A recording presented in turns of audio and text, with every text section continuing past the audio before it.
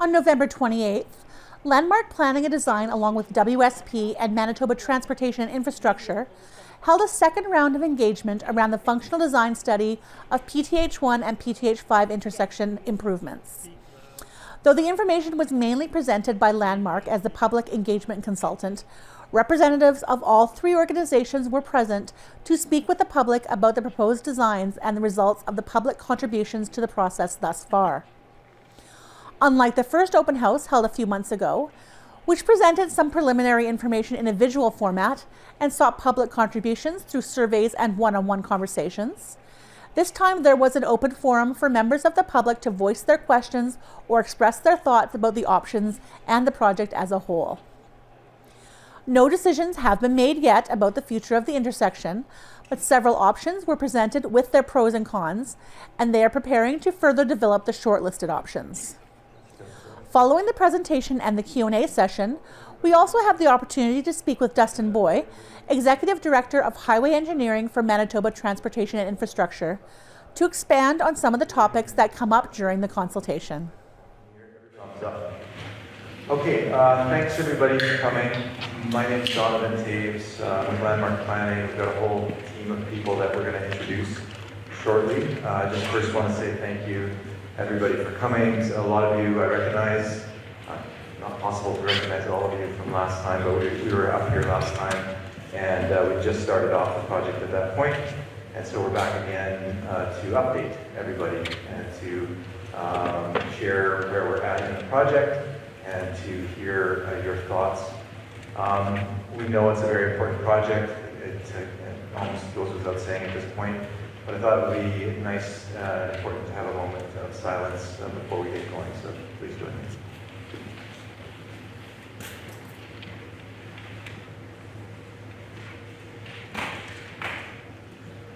Thank you. So that we recognize how important this project is. Of course, all of the projects are important. MTI has a significant responsibility across the province, a significant number of roads and bridges and intersections and waterways and so forth.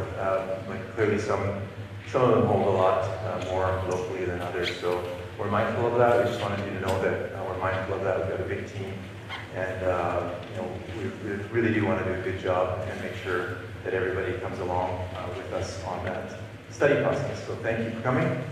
We're going to introduce our team. Each team member is going to introduce themselves. We've got a huge team. It's not too big.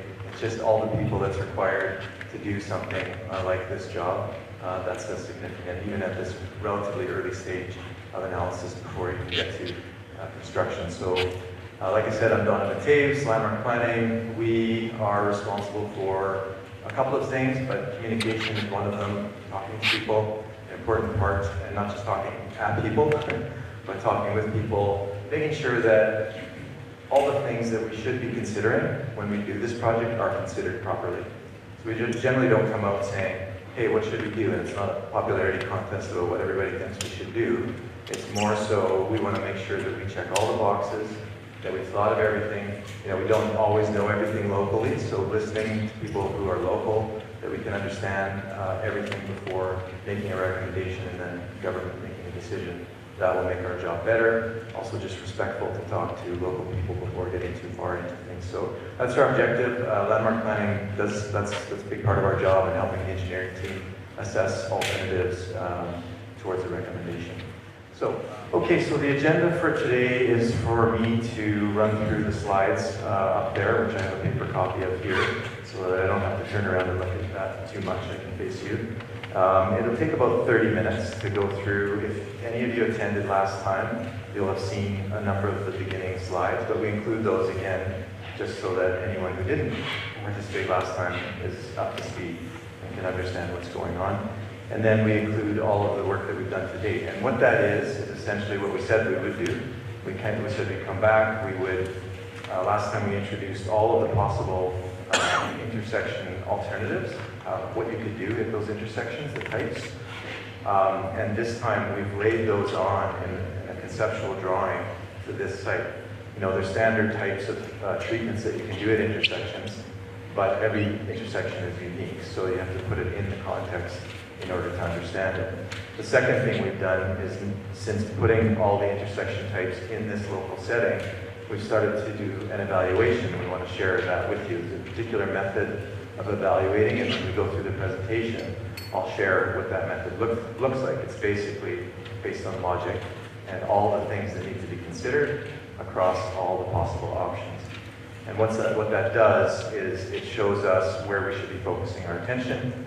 And again, we're really mindful of not taking too long. No one's studying things ad infinitum, but there's a real balance. It has to be diligent. We want to get it right and make sure that we can make a good recommendation so we can get on with building a good facility. So it'll take about 30 minutes to run through that, and then we'll just open it up. We can open it up for what I would like to call conversation. So ask everyone for civil behavior. I don't think that's a problem. It wasn't a problem last time. But if you have questions, we'll try and answer those questions to the best of our ability. If you have comments, we'd like to hear those. We can certainly pass around the mic. We have people who will take notes. And again, our objective in this is, there's a couple of objectives, and I want to reiterate them. One is to show respect by coming out, not once we've figured everything out and then just sharing with you, this is what we're doing. By coming out early, bringing you along through this process. Secondly, we want to make the decision fully informed. And we can't be fully informed unless we understand everything there is to understand. We don't need engineering expertise, we have that. We won't be asking for a vote of what to do, but your local understanding of the situation is helpful. If there are little things, we've had a number of meetings, a number of things we've already learned. If you have something to share that is going to be helpful to the team, to help make our assessment a good one, and then help make that decision a good one, that would be really helpful. So that's what after the presentation, we can pass the mic around, and again, you can ask questions or you can offer commentary. And we'll take notes and we'll make sure that those thoughts get into the assessment. Make sense? I see one or two nods, but nobody went like this. I'll call that a success. This might be a little challenging with my paper, but okay. We've already handled the title and the welcome, and we've also introduced ourselves. So again, some of these initial slides we offered last time, and we'll just reiterate that the goal of this functional design is to identify a design that will improve intersection safety. And of course, it needs to accommodate flow. PTH 1 and certainly PTH 5 in the region are very important, and they still need to operate, and they need to operate more safely. Clearly, as I indicated, even in this room, I know there was an accident that was very significant, and it's drawn a lot of attention to making this intersection safer. The next few slides cover off, again, do you want me to move over? Okay. How about for you? I'll go right. Okay, good idea. Yeah, you know what, I'll do this actually, and then I can just look at that. Since I have the mic, this will work okay. Does this work okay? Okay. The next few slides deal with what was done, sort of in the immediate subsequent times to that collision. And there were a number of things that were carried out. If you attended last time, this information was there last time. But a number of safety upgrades listed there at the bottom that were undertaken in the interim, and now subsequent to those, we are, as everything I just explained, working on a solution that gets us to construction sooner rather than later. Part of those activities included an in-service road safety review. I don't plan on covering all these sentences, but there was a review done. There was a bit of a recommendation coming out of that review to look at a number of options to implement at this location. And since then, this study came around, the functional design study, to actually look at what to do. And so there was some confusion why there were 3 and now we had put 9 on the table. And wanted to clear that up, that those 3, they're still sensible. But when we go to that next level of detail, we wanted to make sure everybody understood, including all the new folks on the team, what all those options were, show an evaluation, and then get it back down to a couple to do a detailed design on, and that's why it has gone from 3 to 9. And you'll see in this, the work we've done, we're starting to narrow it down. In terms of process, we were here in summer in round 1 to introduce ourselves, introduce the project. We are here round 2. Everything that I mentioned that we're doing. After today, we'll be in a position to refine which options we'll do a detailed look at. And Larry and his team will do a detailed, it's not a detailed design in engineering terms, but it'll be a more detailed design than you see on the slides today. And then they can get into costing and decision making after that.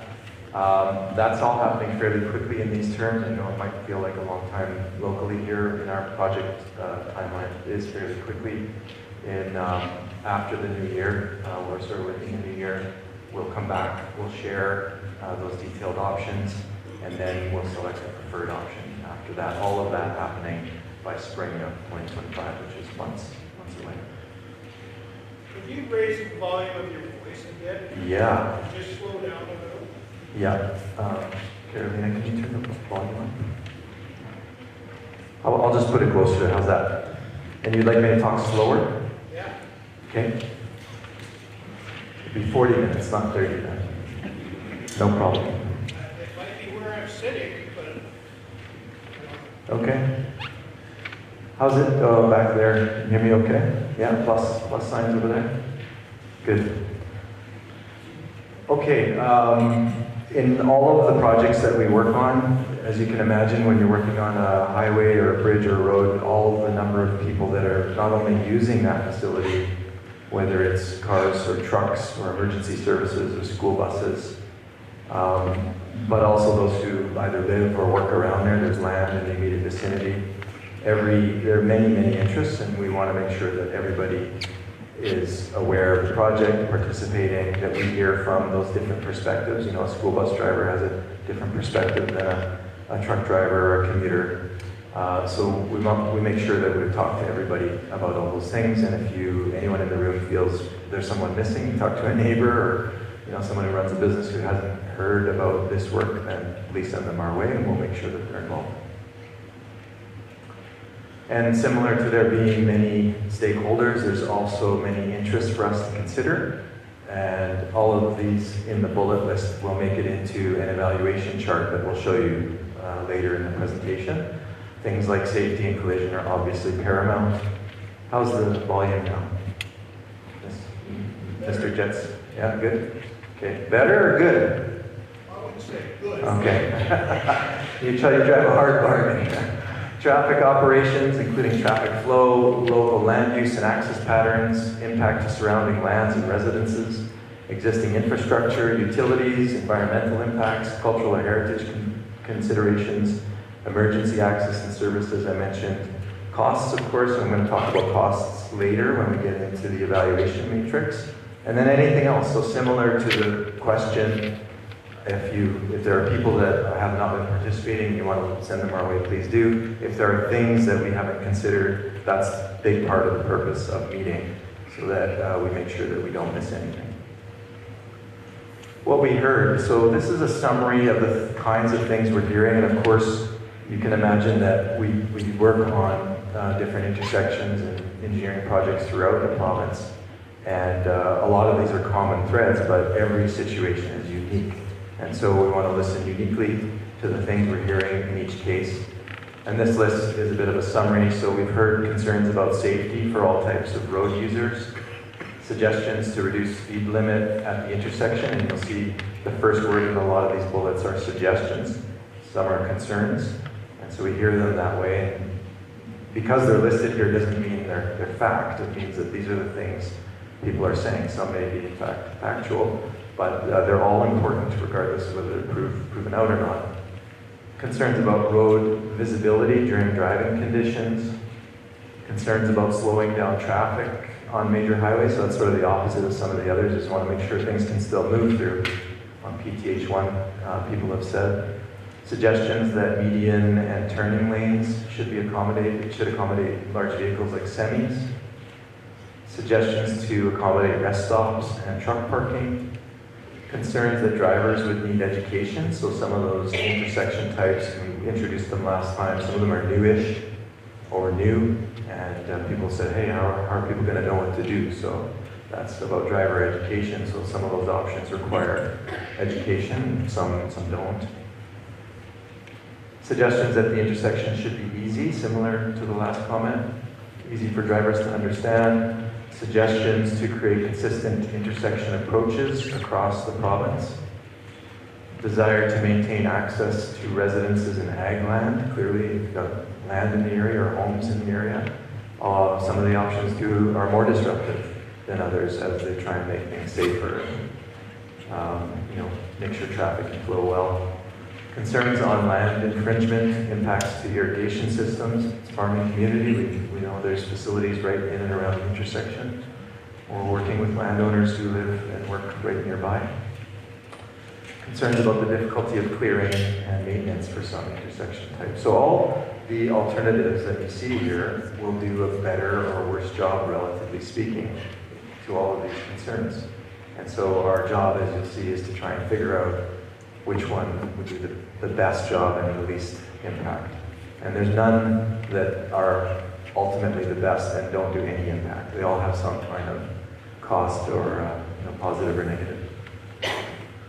I won't go deep into this. We presented it last time in a little more detail, but it's something called the safe system approach that the engineers use as a method of going through the engineering process.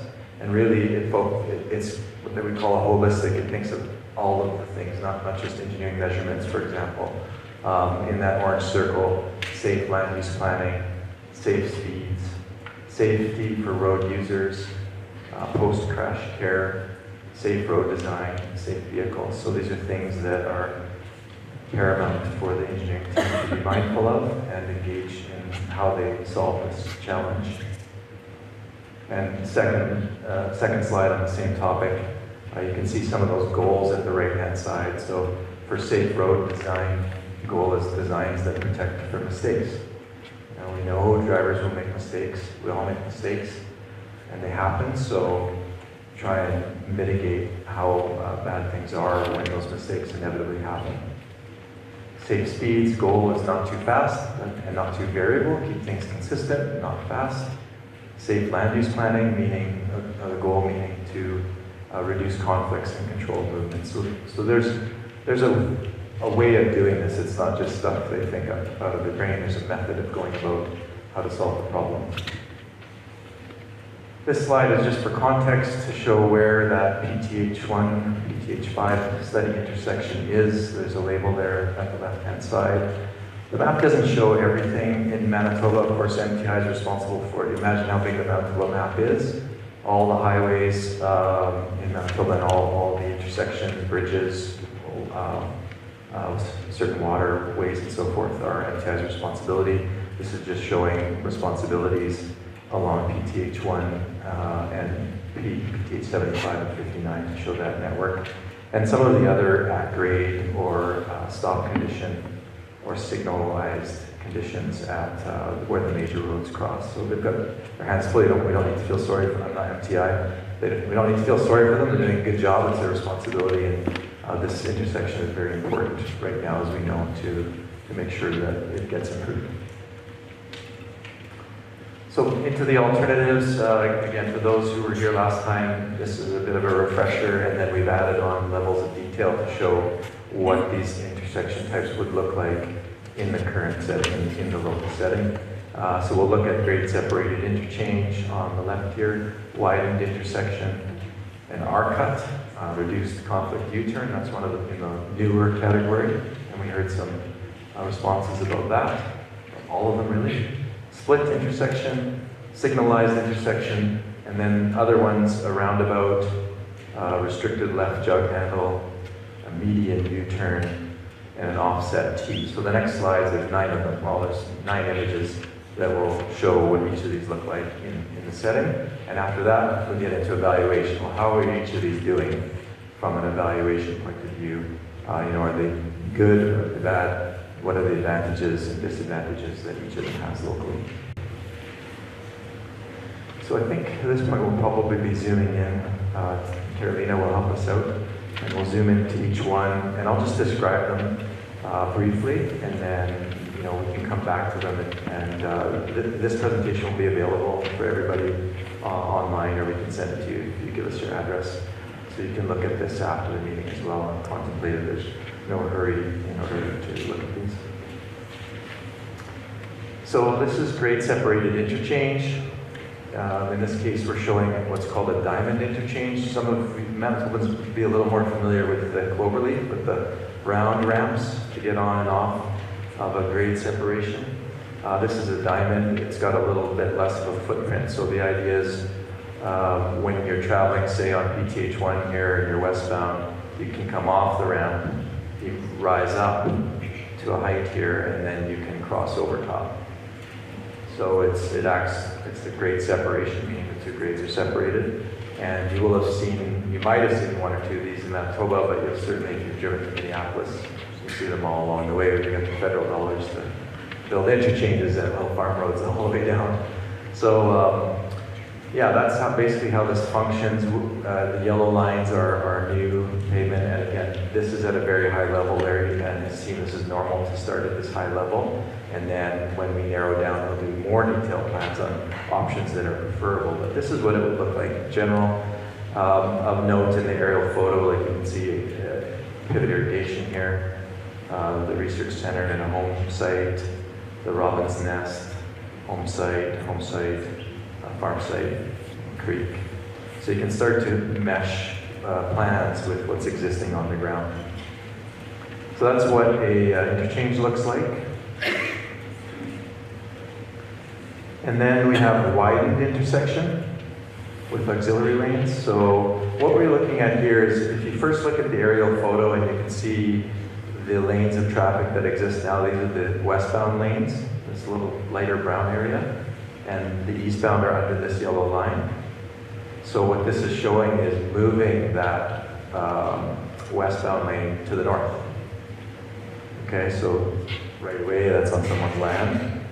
Right? And it's near certain things, but what it does functionally, by separating the north, rather the westbound and the eastbound, you create this little median. Most of you will know that there's no place to stop right there in the middle. You can put maybe a half ton in there, and then that's it. So anything longer is going to beetle all the way across, looking both directions, and that's why it's problematic. So this starts to address that. It gives you a refuge, if you will, in the middle, so the driver can look at one side first and then the other side next, and they can park in the middle. Again, all of these have advantages and disadvantages. So far we're just reviewing what these are, not telling you our thoughts on what to do. All of them will have proposed anyway, and this will have to be refined. A service road combination, that's your gravel road on the side to allow access to things off, not directly off the highway. We're trying to get away from accesses directly off the highway. That's where accidents happen.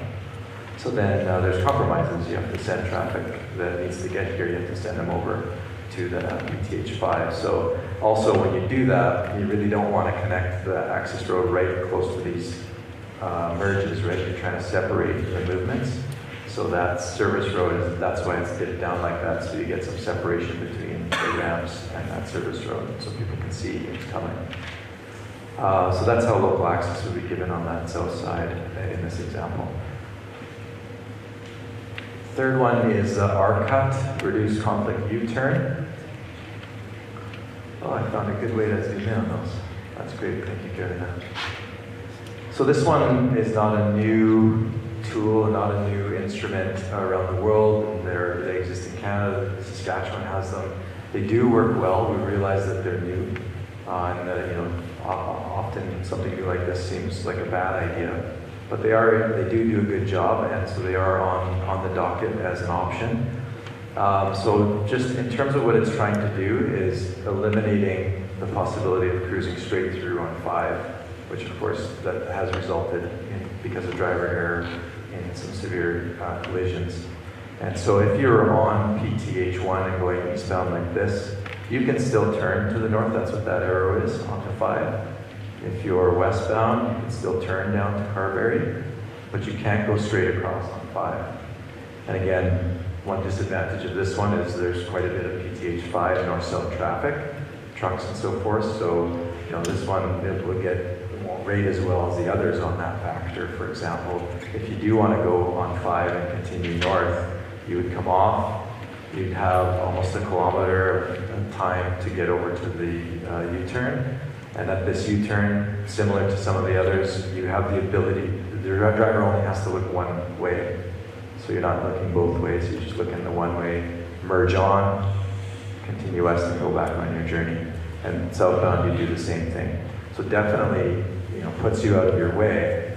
But remember, one of the objectives is to make it safer while still providing access. So our cut has its advantages and certainly will have its disadvantages in the way it functions. Oh, and there's that service road again, like the other options.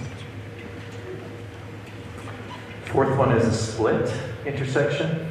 So this might look something like number 2, which was the widened intersection, where again, the existing westbound lanes are moved to the north. This time further though than that widened intersection, to the point where really you're ending up with 2 intersections. So if you're westbound on PTH1, you would be here, and then you'd make your left turn. This now median, or stretch of roadway, that's a little more like accommodating 2, 3, 4 semis in there. It's 200 meters or so. So you get much more stacking room in there. It does permit that north to south PTH5 movement, but again, your driver's only having to look one way rather than both ways, and they get that refuge in the middle. So something gets some advantages, definitely some land use challenges. You're eating up more land, for example. You're right near the farm site here and near the home here with this service road, and you're near the home here with most of those service road options. But that's the split intersection, and we'll see later when we get to the chart where we compare all those advantages and disadvantages I'm referring to. And then fifth one is signalized intersection. I had quite a few people saying, just put signals there. And you'll see when we get to this chart, there are a lot of advantages to just putting signals there. It's you don't see any yellow lines, so there's very little to do, if anything, on pavements. So you're not moving travel lanes. You're really just installing signals and maybe some other signage or apparatus. But so it's going to be very easy to implement and cheaper and so forth. But you'll see when we get there, it also has some pretty significant disadvantages. And one of the primary ones is safety. We know that collisions has the highest fatalities in terms of collisions. When you have them, they're bad. And driver compliance is an issue, visibility and so forth. So it has great advantages, but like the others, it has disadvantages too that need to be considered in making the recommendation decision. Now, before we go on, I didn't mention in all these drawings, when MTI works to improve an intersection, make it safer, it also wants to, for all of our benefit, to channel vehicle traffic locally through that intersection. They like to close medians and openings. You have to, I talked about local access, that you have to make some sacrifices in order to make it safer. What are shown on this drawing are 2 X's. So to do any of them, these X's showed up on every one, I just didn't point them out. The Larry and his team will study the ability to close these intersections so that people use the safer intersection in every case. Now, we're very aware that people use those currently, right? And that would result in a change, result in people having to drive further, for example. Agricultural vehicles that use those to go across. We're very mindful that all those things are happening now. And so it's not an easy thing to study and figure out whether that can be done or not, but that is in our scope of work to figure out what about this normal practice of closing things, access points in vicinity of new changes. So that is on there. We don't want anyone to think that isn't being studied. That is being studied, but we do know that there's a little less activity here, but there is a lot of north-south here. We think, and you can tell us, but people use this because it's less busy than this one and less difficult than that one. So we'll look at that too. And then these are the last four, and the reason they get their own slide, the last four is you'll see in our evaluation, we're at that stage where we're starting to, I mentioned, to zoom in or zone in on the ones that have the least disadvantages and the most advantages. So these ones are having quite a challenge in rising to the top as the preferred option. But we wanted to make sure we showed them, and we did these so that we could do that, start into that evaluation. We did these drawings. So the roundabout, many of you will be familiar with a roundabout by now. Again, totally legitimate option. They occur all over the world. There's one-lane roundabouts, there's two-lane roundabouts. They're in Canada, we have them in Manitoba. They work, large vehicles can go through them. That said, it is PTH1 and it has quite high volumes. This would have to be a two-lane roundabout. What's shown here probably isn't the truest extent, most accurate extent of the land that would be required for a roundabout. So it has a number of disadvantages in this location, and therefore it's falling to the bottom, if you will. When we see our chart, it actually falls to the right, which is less preferred. The median U-turn, it's similar to the R-cut, but different. The median U-turn has that unfortunate acronym of MUT. But this allows PTH5 traffic to go straight across, so it doesn't address that potential driver error and cruising straight across PTH1. But what it does do is it eliminates the left turns from PTH1 onto PTH5. So similar to the R-cut, if you're on westbound, you can't turn here. You have to go further, do a U-turn, so that you're only looking at one direction of travel, and then you can continue up there. If you're eastbound, you go past, U-turn, and go down there. Again, it works, but it has advantages and disadvantages. So we didn't look at anything that doesn't actually work. It's just which one is better for the situation, which ones are better. The jug handle, we're almost through them. This is the 8th one. Jug handle, as shown, you just come off. If you're on PTH1 and you're westbound, you come off, and then you're a distance away there, and you can make a left turn. You're still going across PTH5 in both directions, or PTH1 rather, in both directions. So it really doesn't deal with the original problem, is that too many movements here and too much risk of going straight through. And lastly, a little bit out there, but it was also suggested by somebody participating to look at this offset T. This one just moves PTH5 easterly from where it is now over to here. It's been done before. It eliminates that straight through. You can't, because you have to go over here. Carberry is a little bit offset town from this road, so it actually would be in nice alignment. But doing all this consumes a lot of land. It's a major change. It doesn't really address the reduction of conflict points, so really is also dropping down in that ranking. So those are the 9. The next few slides deal with evaluation. And again, I'll reiterate, we haven't finished the evaluation. It's not because we're slow, it's just this is the process. This is how we make sure we make measured decisions and recommendations so that it's thorough, and that we're listening and making sure that the things that people want us to consider are considered, and the things we need to consider are considered. We can combine them all. No reason we can't combine those things to make a good choice. So we just put them in categories to make it easier. What we call social, these titles don't really matter, but impacts to residences and ag land, all these ones I read before: property acquisition, community access, driver education, driver workload. I'm talking faster now just to get through the list. Enforcement, heritage resources, snowmobile trail, emergency services, implementation timeline. Some of them are going to take longer than others to implement by their complexity or cost.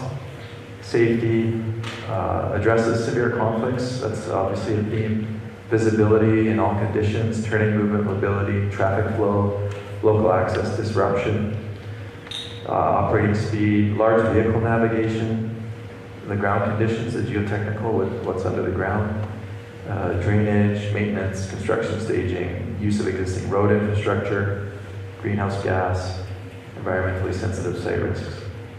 So And you see cost over here, and I'm going to talk about cost in a moment when we look at the chart, but the method that we use or have been using on some of these major projects is to, of course we think about cost, right? It's taxpayer dollars and there's limited budgets, so of course we have to think of cost, and we will, but we think of cost at a second stage.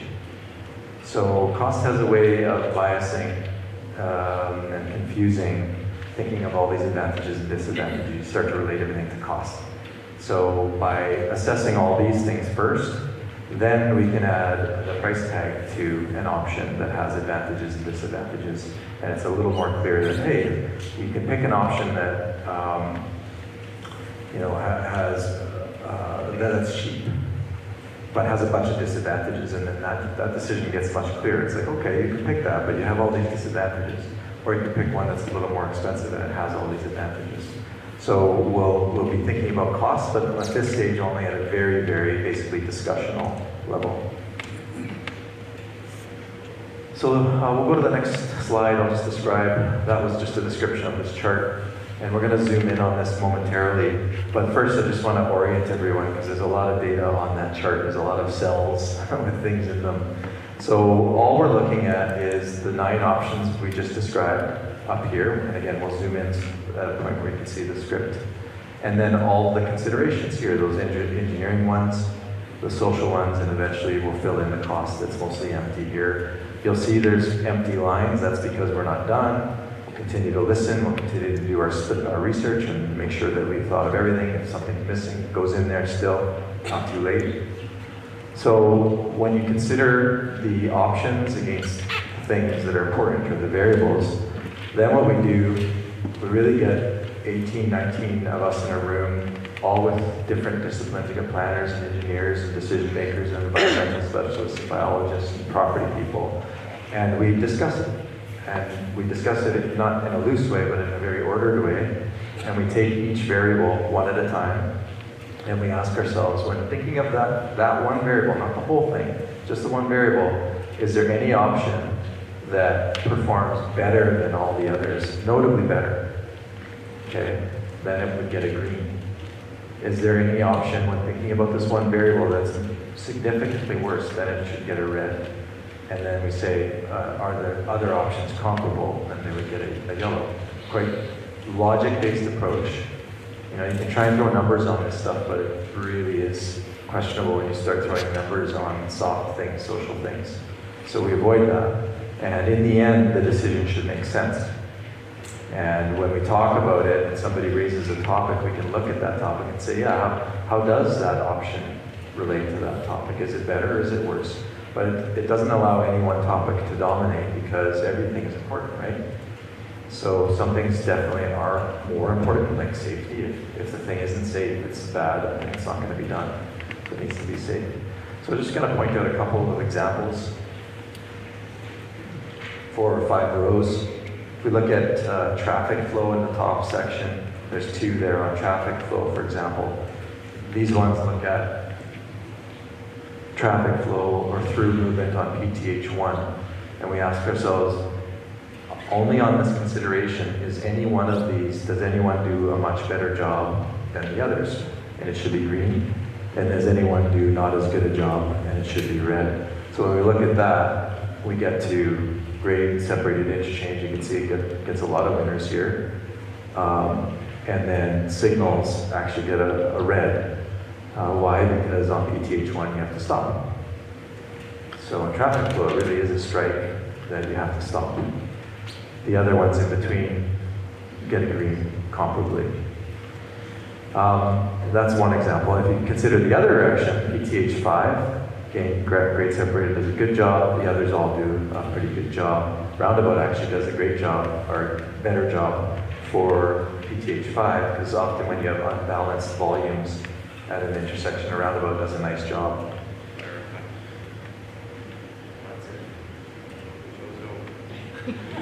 Your batteries went dead.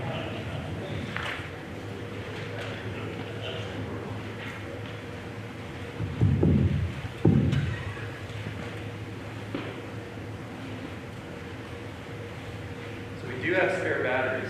We thought of that, and they're in the pineapple door. So we can get in there. So I'll keep going. If I go like this, is it pretty good? Great, better. See, that's what I wanted to do. Okay, so I have it in front of me now. So in terms of there's another factor would be say the large vehicle navigation. You're navigating. We'll go like this for now, okay? Large vehicle navigation, for example, the grade separated interchange does a good job. The R-cut actually gets a bit of a strike on that one. Even though large vehicles can make that, they would be designed to make that U-turn we talked about, it's not as good, and we should admit that, right? But it doesn't mean that R-cut doesn't have other advantages, just like all the others. Some other ones, if we go down to first line of social, impacts to residences and yards, grade separated interchange actually has the greatest impact on yards. And this isn't to say you shouldn't do that option, it just says be mindful, it has that disadvantage. Similarly, the split intersection, the one that's split, the intersection louder? Yeah, just as loud as you can, John. Okay. That split intersection eats up a lot of farmland and gets near to residences. So that's a real challenge for those, whereas the signalized is great. It does a really good job of those. The need for driver education we talked about. Some of them are better than others. The interchange, the signal, things people are used to. Great. You don't need much driver education, if any.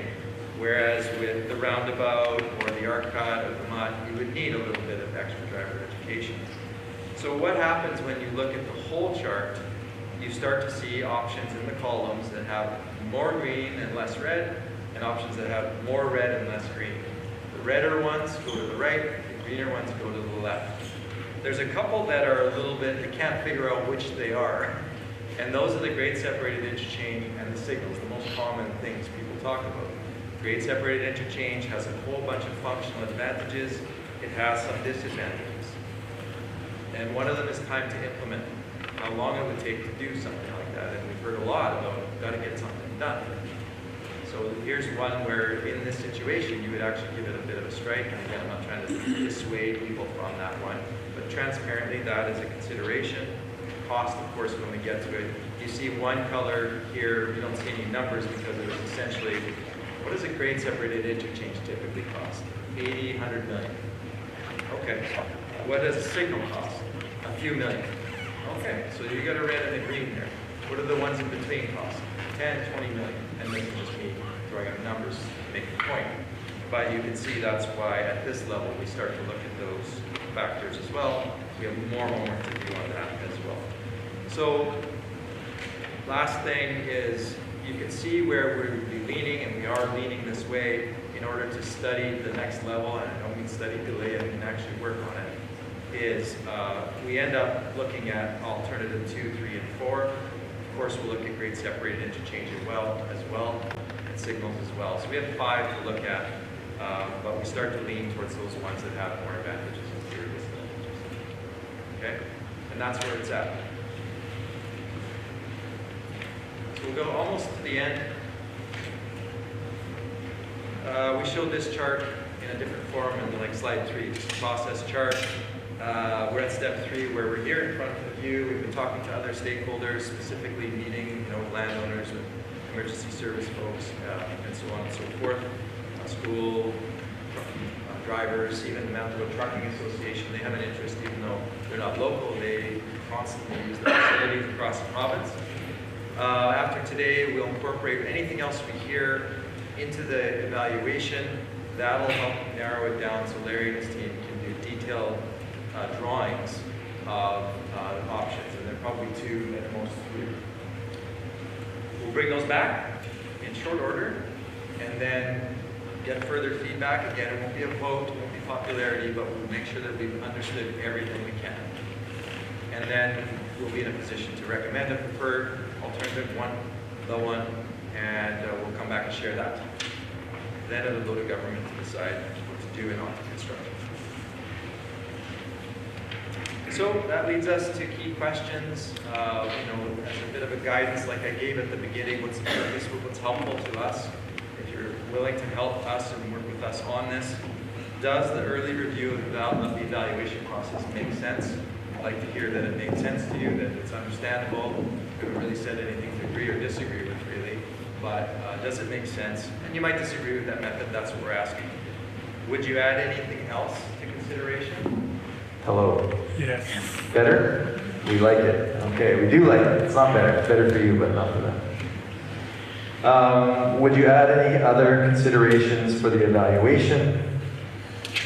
Second bullet, what impacts or benefits do you see from your own perspective with these alternatives? Again, we have an engineering team. We don't need engineering advice. And we're not asking you to pick one. But we are asking you to tell us what your thoughts are on each of those, whether from your perspective, if you're a school bus driver, you're a resident, you're a user of the facility, what are your thoughts on what you think would be good, and mostly why. The why is actually more helpful than you telling us just do this. So that would be very helpful, and we appreciate your careful thought, and we know it's valuable to you. I tried to convey that it's important to us, and I hope you can see that.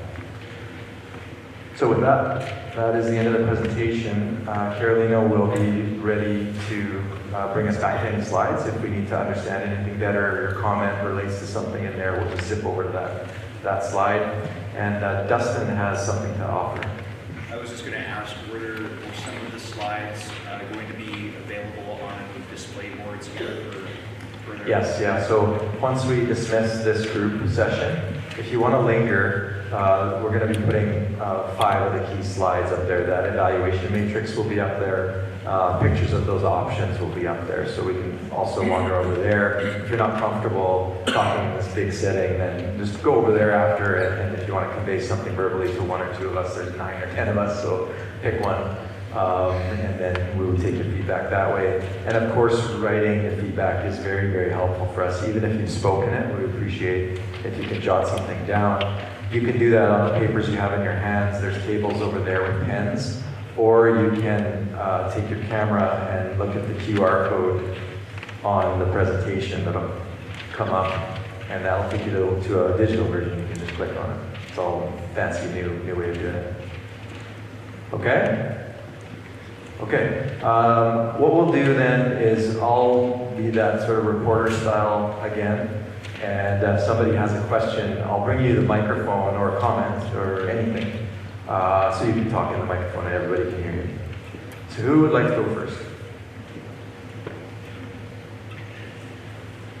Awesome, thank you. Always takes one brave soul. I just have a little bit of concern about the R cut. In your matrix there, you said that it would be more safe, and I understand that at the intersection of 1 and 5. But I just wonder about the R cut at each, like you say, a kilometer down each way, then all traffic has to turn. And I find at the 1 and 5 intersection, people don't even know how to use the new turning lanes that are there from a few years ago. They do the Manitoba turn and just go right into the driving lane anyway. So at the R cut, you're going to have traffic still doing 100 or whatever, and then all traffic trying to cross now 2, 3, or 4 lanes within a kilometer back to get north again. And I think there'd be more, just for the accidents, it'll just spread the accidents between 2 different places instead of one place, is my thought. Awesome, thanks. Larry, can you add insight for the R cut? I'm not sure if you gathered that question, but the idea that it may just spread the difficulties. Yeah, no, really appreciate the comments. Certainly a large part of this whole review is bringing forth a lot of discussion about education, driver education, right? Everybody's gets a little sloppy in how they should be operating and driving. The intent is to reduce those sharp 90 conflict type intersection or collisions, and just lets the driver focus on one decision point at a time.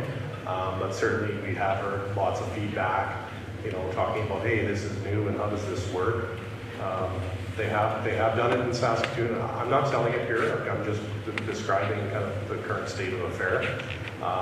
They have put in one just west of Saskatoon. Lots of significant concern at the time of that. Since it's gone in, it's been pretty quiet. It seems to be operating. It's been in for about a year. But that's not to say that this intersection, that one there is the same as this one here, right? So, and it's also Trans-Canada. So there's a number of factors, but fully appreciate that it's a lot based upon how a driver actually reacts. Do they follow the rules of the road? Thanks, Larry. Thanks for the question. Did you want to follow up on that? Did you, Monsieur? Okay. That's a sweet Movember mustache, by the way. Yeah. Yesterday, that's impressive. Lots of energy, eh? Okay, others? Yeah, and please, we feel the need to respond with some response. Never take it as not hearing you or not agreeing. Sometimes we don't agree. Yeah, I was working at the ski house, and we're getting 20 to 30 semis a day coming in, plus some trains. My wife works at ADM. Come spring, you're getting 20 semis a day coming in with fertilizer and canola. And highlights coming down the road. There's no damn way you can park a semi between the two highways. So regardless, getting that thing moved out, the semi beach train. Put that right up to your mouth. Oh, you're done? Was that a good timing on my part? So I think what you were saying, the end there is that you didn't feel that the semis would be able to be in the middle part. They were told that when the flood planes come hard, the gate is coming. You better get out here and start seeing how many trucks are coming. Yeah, there's lots of trucks, for sure. We appreciate that, yeah. So regardless of what you're doing, get this thing moved right away. Moved is your thought is that things should be moved? John's not road, you can start right now. Yeah, okay. Thank you for that.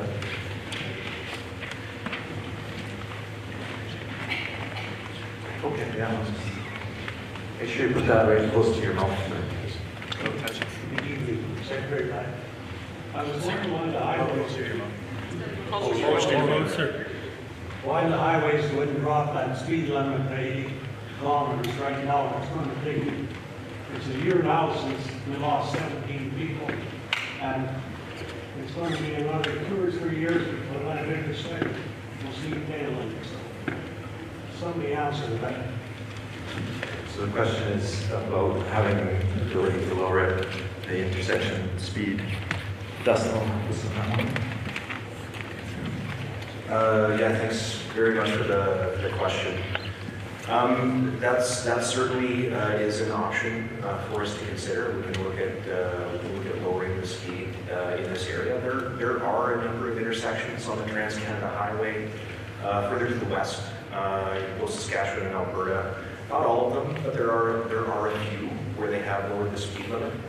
I don't know the details about why they've done that, but often we lower speed limits in areas where the development of the surrounding area encourages drivers to drive slower. So speed limits are typically set based on how a user uses the road and the driving environment. So for example, if you're in an urban area driving through Brandon, there's lots of development everywhere on the side of the road. Buildings, lights, access points coming onto the road, things like that. The natural inclination for drivers is to drive slower. When you lower the speed limit in an area and you do it arbitrarily without respect to the driving environment, what happens when drivers make mistakes, all of these examples that we have on the screen here are designed basically to address driver error, to make things safer in the event that somebody makes a mistake. When you lower a speed limit and somebody misses the speed limit sign, they'll typically drive at the speed of the remainder of the corridor and what feels comfortable in the driving environment. And what happens then is that you have a variety of vehicles traveling at different speeds on that segment of roadway. And we can measure this. We've seen this phenomenon before. It happens everywhere where speed limits aren't set appropriately for the driving environment. And having a variety of speeds is just as unsafe, or can be more unsafe, than having speeds being too fast in that area. It can help in certain areas, but having vehicles move, like streams of traffic move at kind of consistent speeds together is also very important. It's why you see You'll see in many places in the United States on the interstate, they'll not only have a speed limit, they'll have a speed minimum. And that's because they're trying to address that issue of speed variation in the traffic platoon. They kind of want everybody to move through the area at a similar speed because the variation makes it very difficult for vehicles that are trying to access the roadway to judge how fast vehicles are driving. So try to keep it consistent. That's the idea. But yes, we certainly can look at it for sure. Yeah. Well, there are those who are at 110, 115. There's no radar or anything. I had people from Jerusalem, they had accidents there. They lowered the speed limit to like 80 kilometers, and they haven't had an accident. Who's telling the lie? Thanks. Well, nobody's lying. We'll get that clear. But I appreciate your comment. Yeah. This gentleman there speaks about the speed variation. With that R cut, you get people coming from Brandon at 100 kilometers an hour.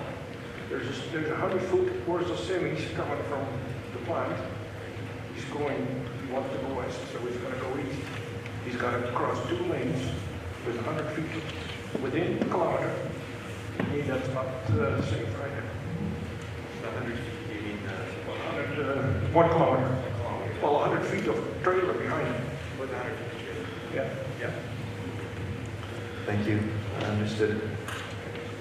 Some definite hesitation about that mark.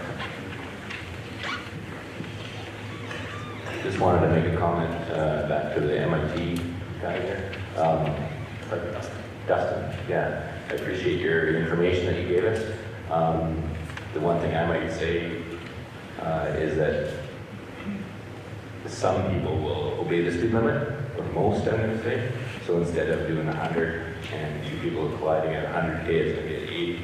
So then that percentage, you're going to have 80% of the accidents. Maybe won't be fatalities, won't be as bad, right? Like, so even if there is differential speed in traffic, it might be safer still for the time being. Really the only answer to make it the most safe is the median overpass, or whatever you call that, great differential. Thank you. You coming for the mic? Sure. Right on. I'll meet you halfway. Okay.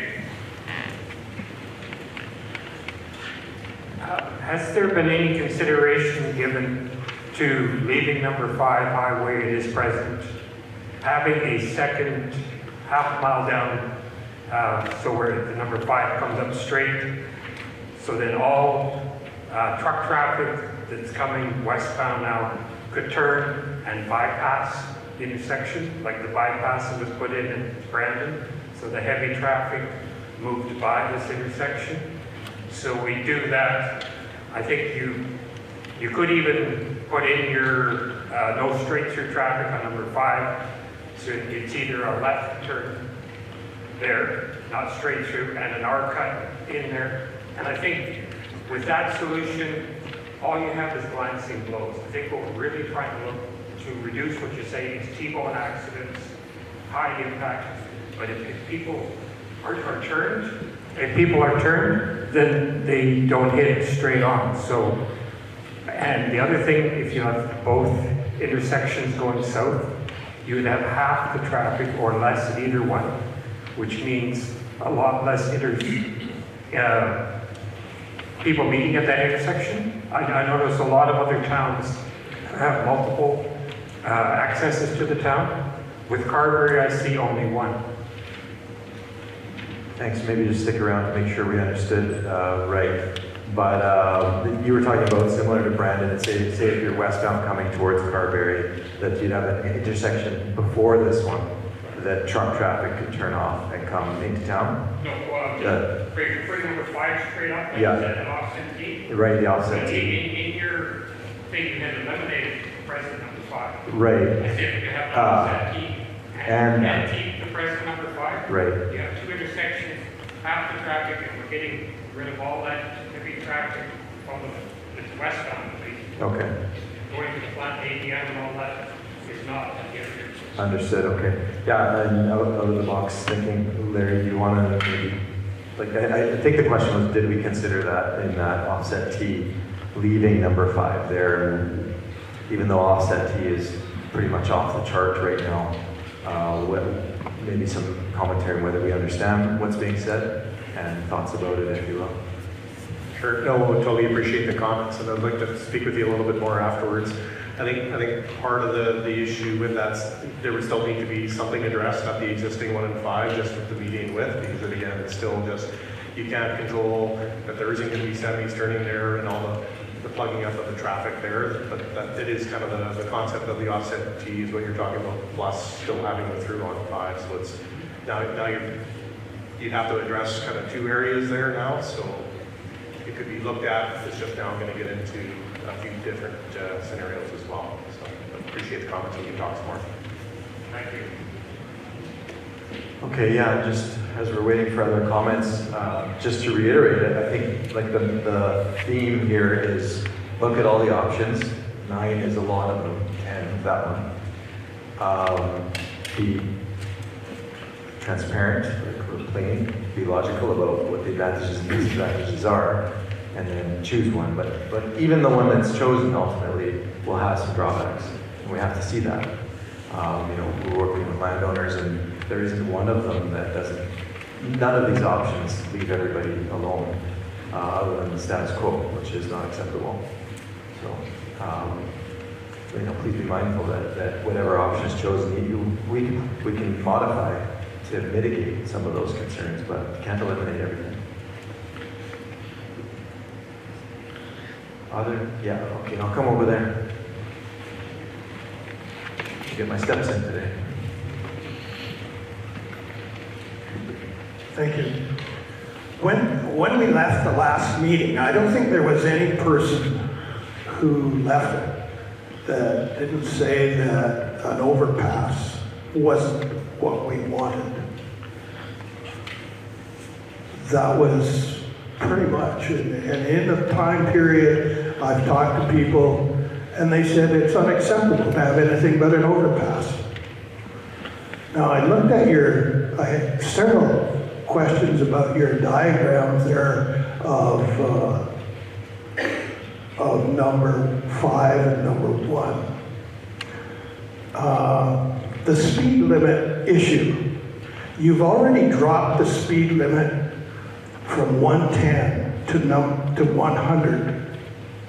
And I live right on that highway. I have no other way of coming to Carberry unless I come down that highway.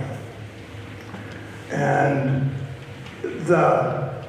I live 3 miles, my corner is 3 miles west. And the people have to start and drop their speed to 100 west of me.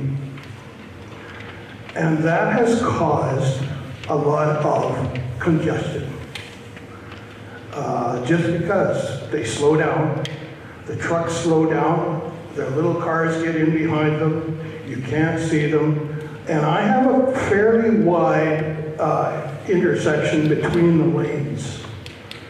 So, but we sit there for a long time to get across that highway or to get to go east.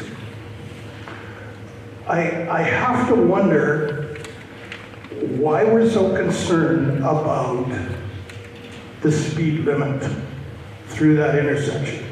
Like, we don't care in Brandon, we're at 80. We don't care at Portage, we're at 80. We don't care I don't know, you have lights at Verdun, you have lights at Brandon, you have lights at Portage. I was just through Brandon yesterday, and it's pretty much in chaos right now. But those trucks get through there, they stop. Everybody who's transcontinental seems to be able to deal with it, as well as the public from Brandon and surrounding countryside. Like, we're all involved with number 1 and number 10. But we seem to have an issue about improving number 5 and number 1. We have a problem at 34. We have a problem at 13. You know, like, I'm really not so sure this whole game that we're playing here has anything to do with practicality, but more on politics and what the province can afford.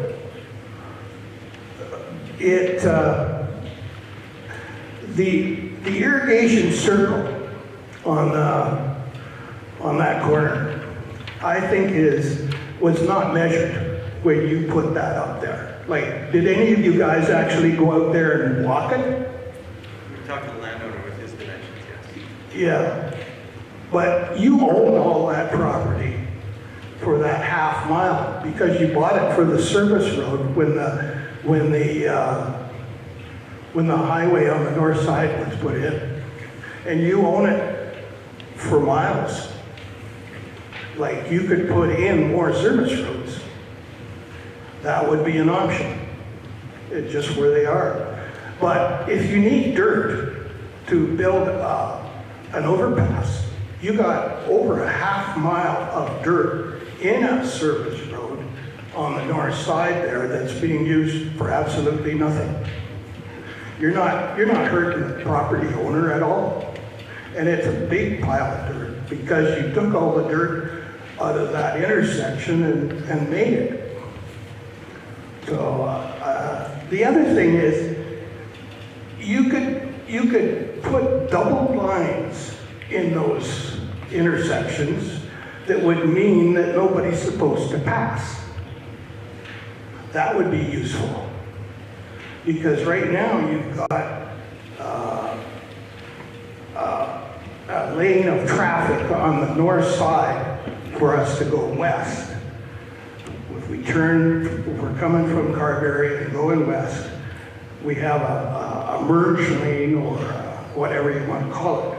It's not known to be anything but a lane. It's not a merge lane. People in this province don't merge very well. So you've got an education problem. And you've also got a problem where trucks, where you're supposed to be coming on there, like to stop and check their tires on that particular piece of property.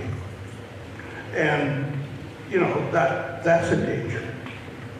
But it is a danger. I'm a Class 1 driver. I drive potato trucks. I come from the west and they turn and go north with loads as well as south.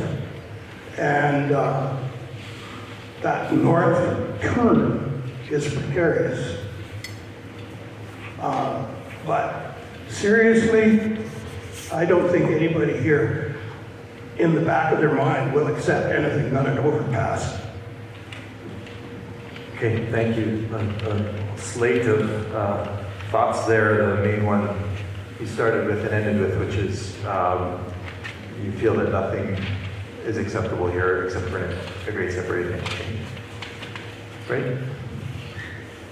Yes, no? I can't hear what you're saying. You basically, I was summarizing your beginning and end, which is the only thing in your view is that is acceptable here is a great separated There interchange. are things you could do Okay. that wouldn't cost very much. And like lights, like why not lights? You know, you stop in Brandon twice. I'll give you just a minute because I want to share the mic, okay? Well, you know, why not lights? Like, you stop in Brandon twice. We stop at Portage, we stop at Verdun, I think. There's lights at Verdun. And then all around Winnipeg. So what the heck? You know, what's another stop? And we've got to get through that intersection on a regular basis. Like, there are times of the year when it is really bad. And others it's not so bad. Okay, thank you. Lights is another option. Interim, perhaps. Okay, yeah. I just wonder if, you know, you gave number 1 and we all clapped, which one was a favorite? Give you a better idea of where we stand here. You know, we can, and I've said a couple times that we could do that, and I'm sure. You know that MTI, it's definitely not a popularity matter, right? I could go into another setting and someone else will clap for, you know, what they want and what they think is best, but it would be disingenuous of me to say, hey, what does everybody want? And we would do that. But clearly the chart has all the things we need to think about, which includes the things that people are saying we should think about. So, you know, we can do that, but you know, it won't be helpful for us. No. Okay.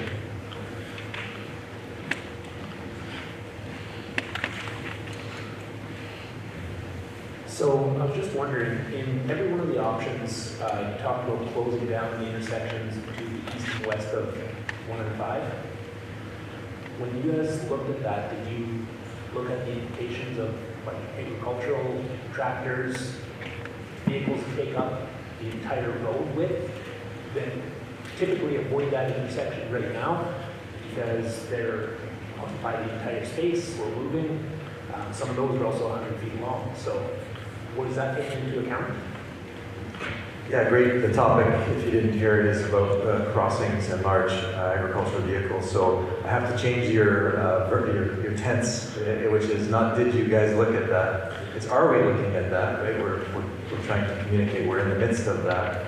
And just this morning, we met with landowners who we talked about with that, farmers who are crossing there. So yes, that is being taken into account. You know, what I was introducing on behalf of the team, the concept of median closing, and that's important for everyone to recognize. I'm not saying this is happening. I'm saying those X's are there for a reason, not just we don't know what's going on locally. We do. That's very popular. There can be up to 10 crossings per day in the summertime, harvest time, and so on. So it is well used on that west end, not so well used on the east end of those two red X's. So yes, it's being considered. The reason it's being considered is a standard reason, which is when you make an investment or improvement like any of these options at that intersection, then that's the safe place to get across. So farm vehicles are a challenge, right? And you know, if it just can't be for whatever reason, it's just impractical and illogical in the end, that you do close that, then we have to look at some mitigation of some sort. So it is on the table, it is being thought of for sure. Yeah. When you studied those two intersections, or you're talking about harvest time and 10 times per day or whatever, what time of year was that? Exact weeks, I guess. So same answer, in past tense, you're saying, did we do it? We're in the midst of it. It's part of the challenge of having engagements during the project. It's the lesser of two evils, though, is to involve people. You know, people want to say, you didn't do this, you didn't do that, but we're doing things, we're in the midst of it. So we'll need, I think the biggest thing is making sure we understand what's actually happening on the ground. And data is one thing, but talking to the farmers and so on who are actually doing it is probably just as helpful or more helpful. And that is what we're doing. We're looking at it. So I don't know, Larry, if you actually have data that would back up what the locals are saying or whether that's necessary. This was with respect to crossings at the miles east and west.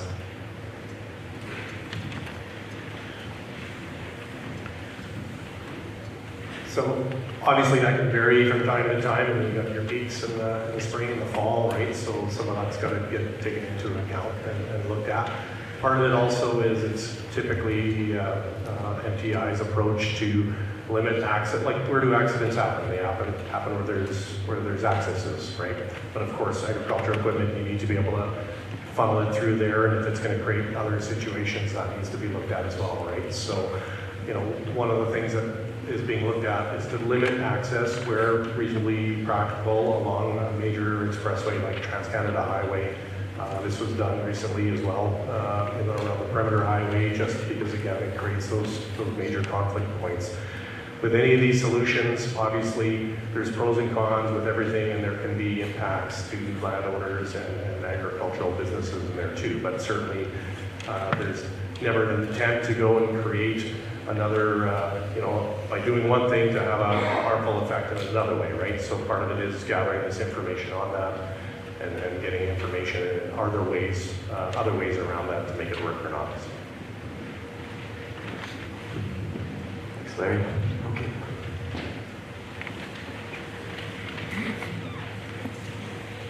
Thanks. Coming up past Carberry, there are really only 2 roads past the town of Carberry for equipment to go straight through on. And then that becomes complicated north of town with the correction lines, municipal road correction lines.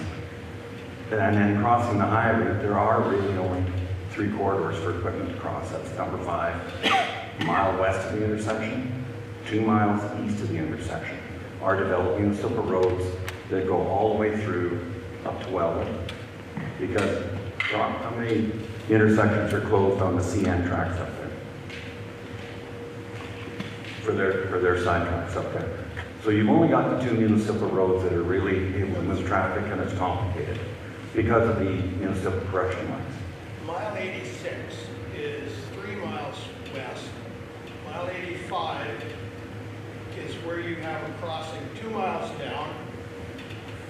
And it's where a lot of people are using right now just to get across. I mean, it misses the railway track that you don't see on here. But half a mile to the west there is the railway track going and across number 5 and into Carberry. And that track was born 100 years ago because it is, I don't know, CN doesn't know how to make a crossing. He's my cousin, he can say whatever he wants. But my point is that traffic is restricted across Trans-Canada regardless. And municipal roads don't always match up each side because of the correction lines. So some of these options that are on the board here are going to cut right through guys' half sections. They're not just going to take the corner out of the pivot, they're going to go right through that pivot. And it's difficult enough as it is now, and to lose an intersection is critical. To be crossing 4 lanes of traffic is what's been pointed out is critical. I've farmed this area my whole life. I worked EMS for 18 years. These guys are just carrying their torch over here. And I've seen T-bones at this intersection. I've attended T-bones, and none of it's pretty. None of it's pretty, but we're restricted in our travel for farm equipment. And peak time of the year, that's almost year round. Thanks for that. And we'll circle back and make sure we do understand those crossings like you described them with help here. And we'll make sure we understand what those crossing patterns are, and those will have to be considered. And we're an agricultural province, so we've got to keep farming. Others?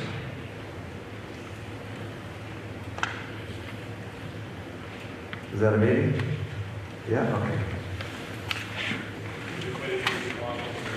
Yeah.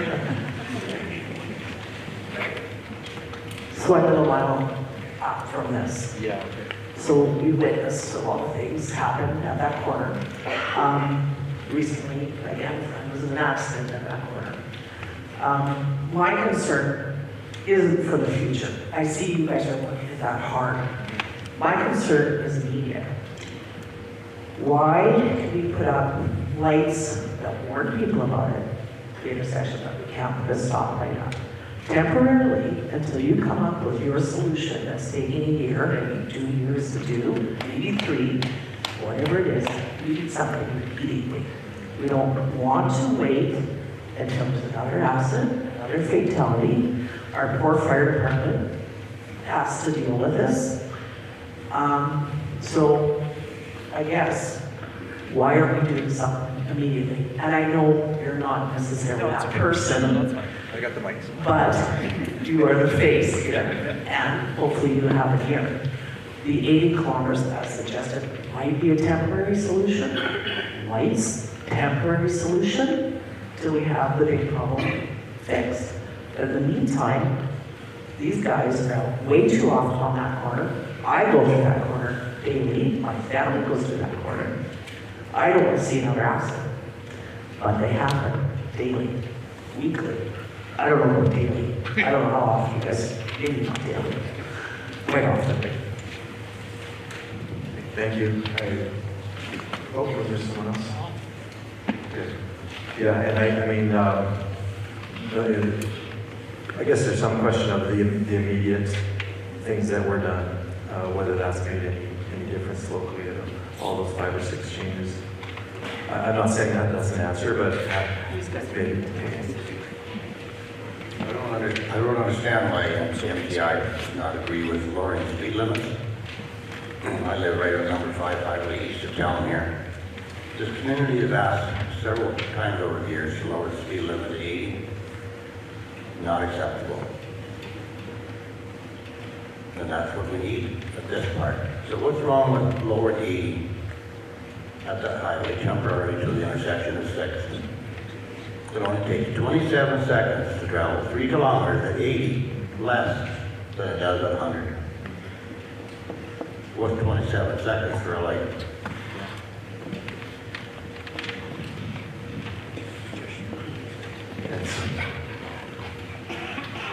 I've been hearing a lot about those speed limits out there, folks. The last 2 years I've been going through there at least once a day. Speed limits aren't going to make a difference to the amount of accidents in there. We have a very similar situation on the Brandon bypass, the east side. Very similar to the setup out here, except for the width between the 2 roads. They've even gone so far as the contractors, when they were building that road, if you notice there is a turn-on lane to the dirt's there. Nobody ever finished it up and put the pavement, so the cities are turning into the full traffic. They are not restricted on speed limits. Speed limits or speeds only ensure how bad the accident is going to be. It's not going to stop the cause. The main cause is driver error and right-hand situations in your cars, trucks, buses. Anybody that remembers a lot of confusion over this last one, last big one at least, the RCMP made a report some 2 to 3 months ago, I guess I heard it, that that particular bus has a flaw in visibility of the right-hand side. I was present at the first accident on that road. I helped build that damn highway out there a long time ago. And that was one accident that put the traffic involved in the right-hand ditch on the west side. Since then, I could only think of 2 in all these years that are on that same lane of traffic. Everybody else is on number 5, coming from the north, driving out in front of somebody going east on the southbound lane. And that is a right-hand window that you're trying to look through. Distraction of any sort. And unfortunately, the newer vehicles are still not got a small corner post in there. I've got a new one, and I tell you, I lost a truck in there the other day. Thankfully, I wasn't doing anything stupid because I looked the second time and he was right there. But I think if we have the history of accidents on that bypass of Brandon and compare it through the times from here, you'll find that there's no comparison. That one up there has got like your number 2 set up here with the bump out lane. So they got width in there and those centers can pull in, the B train can park in there and still get away with it. So I think that probably one of the more economical ones for the guys to consider too. Thanks for that, I appreciate it. Were you vying for the microphone? Actually, I was thinking about it. That intersection is set up crazy anyway, where you have the turning lane to go west to Brandon. Something's not right there, it just doesn't seem right. There needs to be more of a median. There actually needs to be a turning lane that you pull into. There needs to be a turning lane that you pull into to turn into the on-ramp or whatever. And I think it should be the other way going to Winnipeg as well. Yeah, on 5. Yeah, median on 5. I hear what you're saying. Yourself? Yeah. Camera guy? have an answer for this question. Oh, okay. There has been 27 accidents at that corner over the last 30 years. Say that again. There have been 27 deaths at that corner over the last 20 years. And so all of them have been on this southwest or southeast corner. Some. Yeah, so there's been no deaths on the other side. Okay, so we'll stay as long as needed. It's 8 o'clock. We can continue. So just be mindful that I don't want to keep people if they have places to be. A little ways to go on this project, so we'll see each other again, don't forget. Anyone else would like to get another thought into our brains? Okay, well, I'll end how we started, which is to say thank you. We appreciate the conversation. We know that not everyone will agree, even amongst yourselves, you probably don't agree with what should or shouldn't be done. There are certainly some themes we're hearing, Alice. The main messages are diligence and our intent to do well at this intersection, the best we can within our terms, and we'll continue to do that. So we do plan on coming back, as we had indicated a couple times there in the new year. We'll have narrowed things down to just a couple of options, and then that'll set us up for detailed design. I keep saying detailed design is an engineering term, it scares them, but it's a more detailed design. You had a question?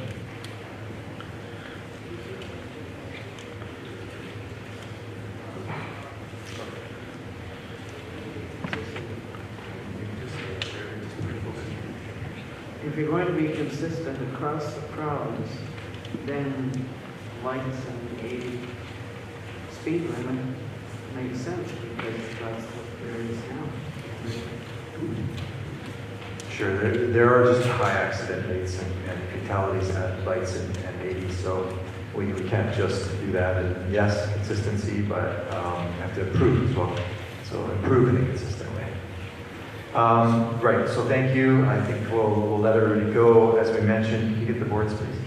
And we'll put those boards up at the back there if anybody would like to have continued conversation with us tonight.